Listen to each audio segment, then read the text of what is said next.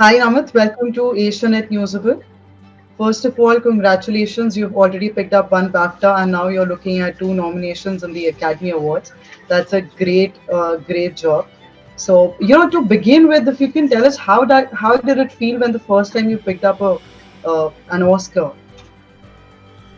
I said this to someone recently. That interestingly, when because Oscars always happen on a Sunday. I remember I was on a flight in 2015 when the announcement happened for Interstellar having won the first Visual Effects Award. And the interesting thing was that I was there a couple of months before when we had this what's called a bake-off, where all the films that are nominated go in and present their work to the Academy.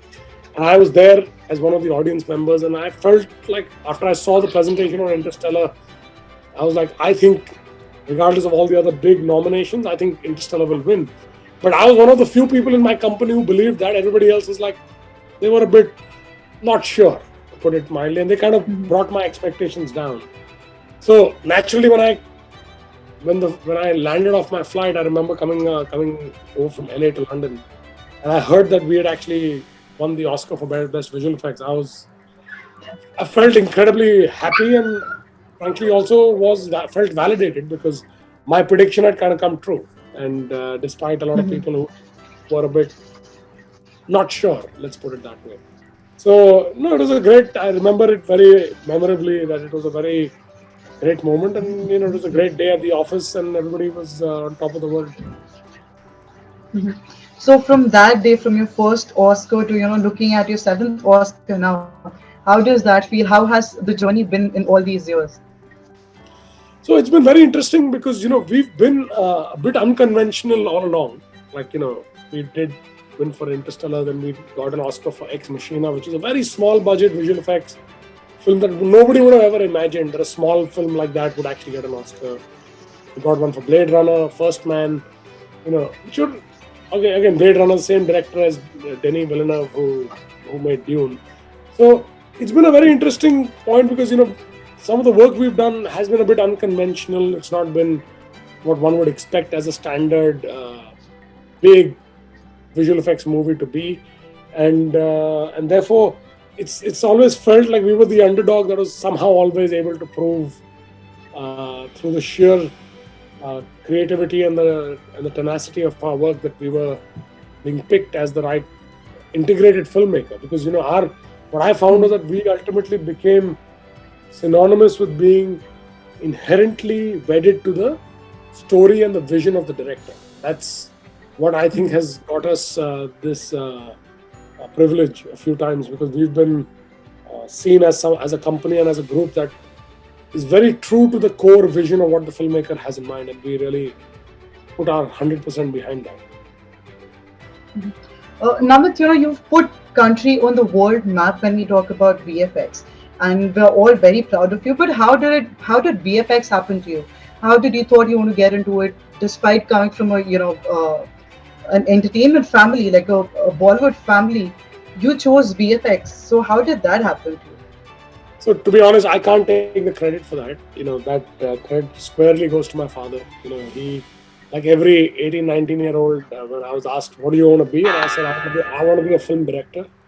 I was massively inspired by the great Mukul Anand, who made Agnipath with Mr. Bachchan in the early 90s, and I want to be a director. And my father's a producer, my grandfather was a cinematographer, so I was like, I want to do something different, but I want to make movies.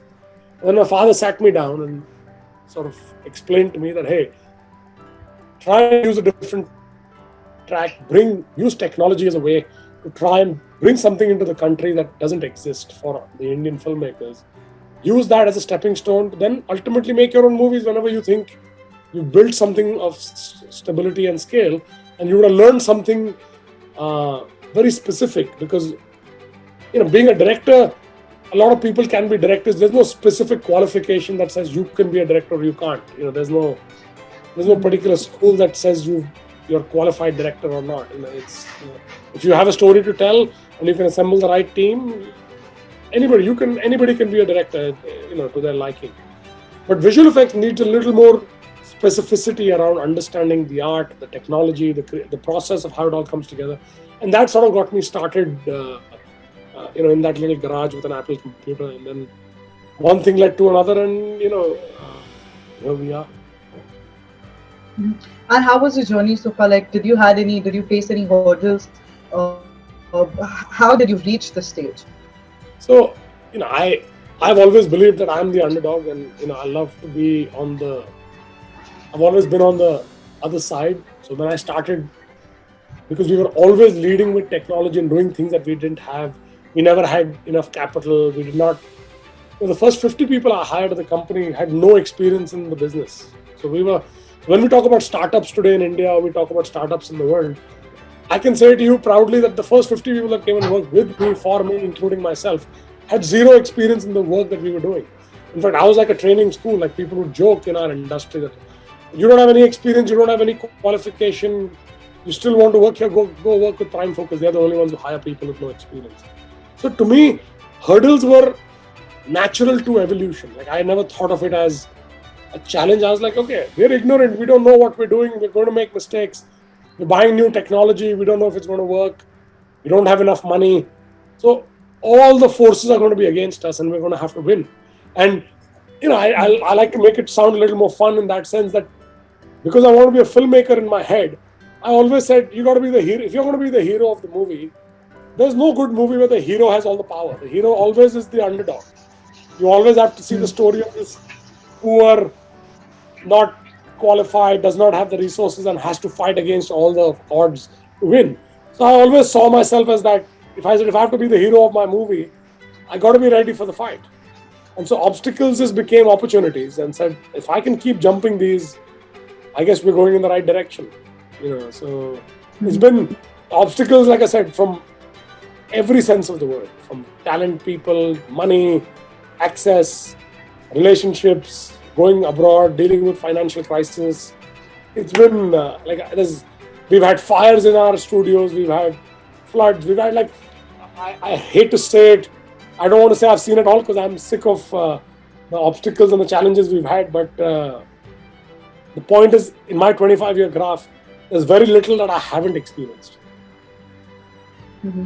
And that continues even today, like something or the other comes up even today? Yeah. We were in the middle of our biggest year, in the middle of March during COVID, when the whole world shut down. And I was, just before we were going to hit big time, and it was our biggest year ever, it got hit because of COVID. So again, but I always feel like, as they always say, what doesn't kill you makes you stronger. And I feel like we've only gotten stronger and more capable at the fight, and continue to be enthused about the next few years, because I think on the back of COVID, a lot of changes have come about in our industry, and new opportunities are really around the corner. So I'm pretty excited about that.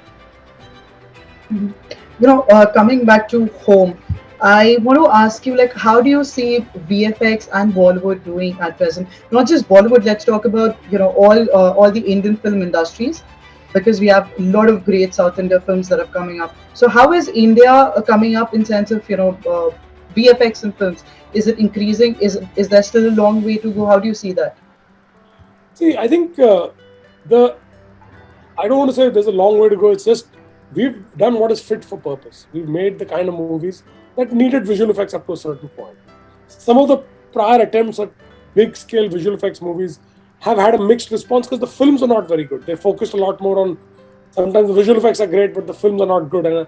And that's what I always try to tell our directors and filmmakers. I'm like, there's no such thing as a visual effects film. Visual effects is just a tool, and instead of shooting a car chase, practically you can create a CG car if you wanted to. It doesn't change the story. Ultimately, the reason for the chase you have to come up with, and make sure that it's gripping enough and the audience feels the reason for it to be there. So I feel like the use of visual effects is growing exponentially. Like, every year, I think the contribution and the conversations we have with filmmakers is extremely high. They recognize that our audiences are very keen for it. When you see the numbers of a Spider-Man or a Jungle Book or an Avatar or whatever, you know that India is open and ripe for big spectacle films to come in and take, our audiences are keen to look at that. So I see that as a great opportunity, in our filmmakers, and the industry is moving at a very rapid pace to align with it. We have RRR releasing today, which is a big film. Mr. Rajamouli, we have a contribution in that.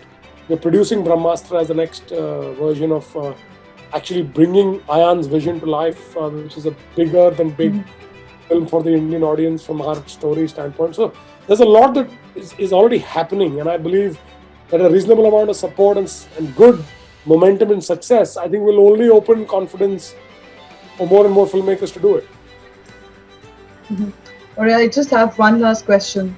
So when you pick up your seventh Oscar, which I'm sure and most of us are that you most likely will, how do you plan on celebrating it?